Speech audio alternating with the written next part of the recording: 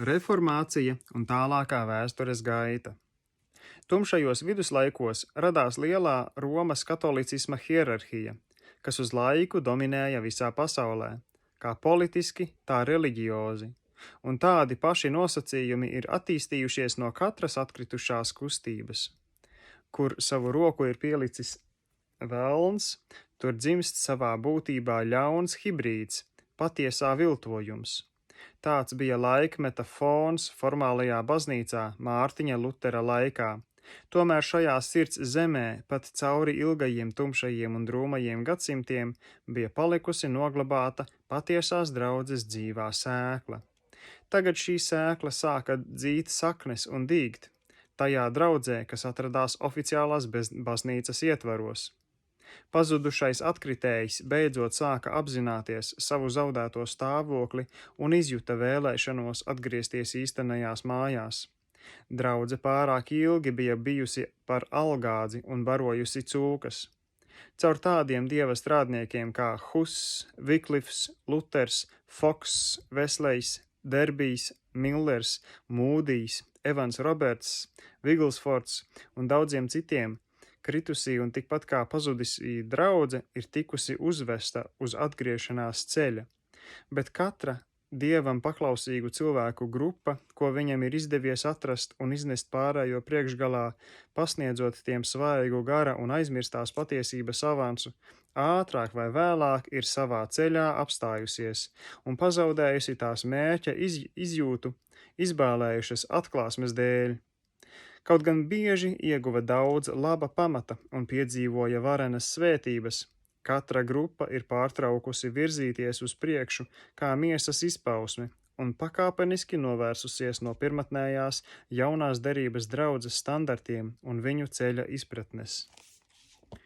Vēlreiz un vēlreiz draudze ir izkāpusi no sektantiskās bedres dziļumiem ar tās dažādajām formālisma un garīgās tumsas izpausmes pakāpēm, lai pēc īsa brīža atkal tajos iekristu.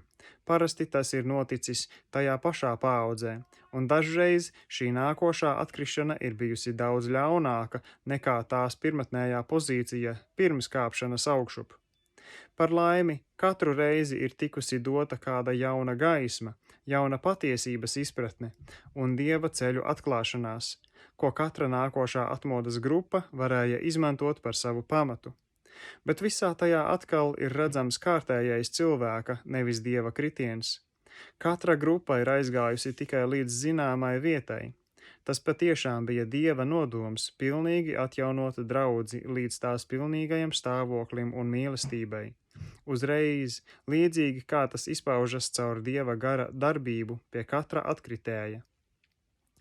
Domāt citādi nozīmē padarīt dievu grēcīgu, bet draudze to nekad nedarīs. Faktiski, atkritējs neatgriežas pie dieva vienā mirklī. Viņam ir jāizcīna lielāka vai mazāka cīņa, lai tas vispār spētu nostāties uz atgriešanās ceļa, tieši proporcionāla tai gaismai un tai savai pieredzei, pret ko viņš ir sagrēkojies. Pirmajai draudzei bija liela gaisma un pieredze. Ja būtu viegli to pilnībā atjaunot un likt tai darboties, tad tikpat viegli būtu arī no tās atkrist. Ir kādi dabiskās pasaules likumi, kas to apstiprina. Notiek cīņa par cilvēka ticību. Tas ir kā tuberkulozes gadījumā, kur tiek iznīcināti plaušu audi. Tā ir smaga cīņa, lai cilvēks varētu atgriezties un atgūt veselību. Pat zem vislabākajiem aprūpes un klimata nosacījumiem tā tas notiek arī pie atkritēja atgriešanās.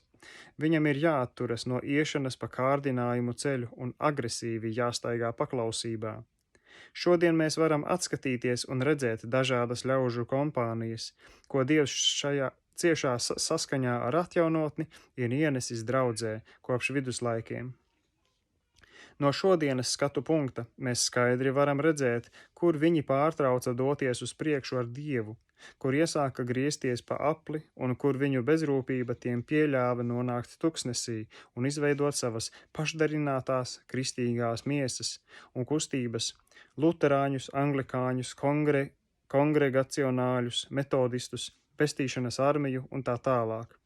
būtu jāpiemina arī vasaras svētki un baptisti un vispārējie.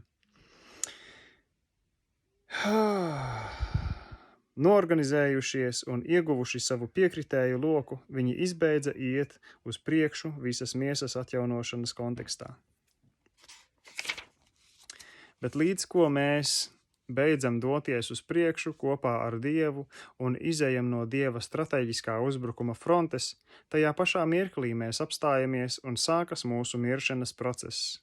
Faktiski, kustība vai vairāk nav kustība, kad tā pārstāja kustēties un būt Dievu meklējoša. Vienalga, vai tā ir kāda svētuma vai vasarsvētku kustība, vai kāda cita harizmātiska vai neharizmātiska.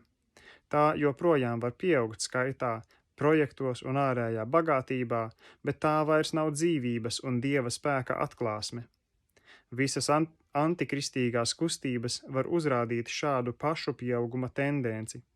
Katra kustība, kura pazaudē apvāršņa vīziju, kuras attīstība ieciklojas un vairs nenotiek visas Kristus miesas atjaunošanas ietvaros, vairs nekalpo Dieva plāniem, un tai ir parakstīts nāves spriedums. Mums virsraksts Dieva kustība. Mums nav jāatstāj savas kustības, mums vienkārši ir jādodas tālāk ar Dievu. Līdzi mūsu kustībai, kuras formu valkājam un kuras ietērpā atrodamies, uz priekšu virzīsimies arī mēs. Dažādās kustības draudzes vēsturē, lai gan ir bijušas daļa no viņa patiesās atjaunotnes, tikai gadījuma pēc uz laiku ir gājušas kopā ar Dievu. Patiesībā Dievam ir tikai viena liela kustība, pie kā mums visiem būtu jāpieder. Tā nekad nav beigusi virzīties uz priekšu kā ķīlis, kā kuģa priekšvednis, šķeļot turpmākā laika ūdeņus. Tā ir Dieva darbība cauri laikmetiem, lai atpirktu atkritušo, Dievam zudušo pasauli un rūpētos, lai no katras paaudzes ietvera tiktu izvesta ārā ar asinīm nomazgātā draudze un tiktu nogādāta līdz viņa mūžīgajiem mērķiem. Tas iesākās, kad kopš pasaules radīšanas mums tika dots nokautais jērs, Atklāsme 13.8. Un nobeigsies kad pēdējais svētais nonāks drošībā mājas godības mājokļos.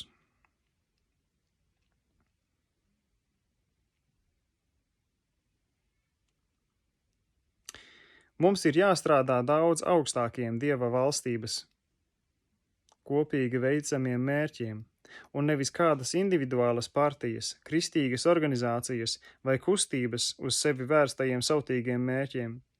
Īsts kristietis to spēja labi atšķirt. Augstā Dieva mērķa saskaldīšana daļās un pietveršanās kādai tā daļai ir bijis kristiešu paauģu lāsts un ievedis strupceļā mūsu gaitas ar Dievu, katrā konkrētā cilvēku paaudzē. Mēs esam atkal no jauna sākuši pielūgt kādu savu doktrīnu, kādas kristīgas partijas standartus, denomināciju pieredzi un daļējās žēlastības un svētības, kas viss kalpoja Dieva mērķiem un bijis atzīstams tik ilgi, kamēr šīs kustības gāja uz priekšu Dieva plānu realizācijā, bet kļuva par anomālību, līdz ko pievērsāmies sev un tikai savai kristīgajai partijai. Vairums no pēdējo laiku kustībām vislabākajā gadījumā ir bijušas nelīdzsvarotos pārspīlējumos nonākušas īstenās patiesības pārpratējas. Beigās tās cerēto svētību vietā sev uzkrāva jūgu. Ar grūtībām ieguvušas savu locekļu un atbalstītāju skaitu un iekšējo vienotību, tās ir uzkrāvušas sev daudz lielāku grēku, saraudamas sadraudzības un mīlestības saites ar citām miesas daļām, sagraudamas Dieva plānu par viņa atpestīto, asinīs mazgāto draudzi un kļuvušas par no kopīgās ģimenes aizgājušiem, sacēlušiem un spītīgiem Dieva bērniem, tā apbēdinādami svēto garu. Vēl vairāk, viņi ir ieslēguši Kristus atpirkto ļaužu draudzi, cilvēku un viņu ideju, standartu, izpratnes un viedokļu važās. Mums jābūt meklējošiem, mums jāturpina iet, mēs Dieva meklēšanu Esam apmainījuši ar savas konfesijas atrašanu. Tas nav pareizi.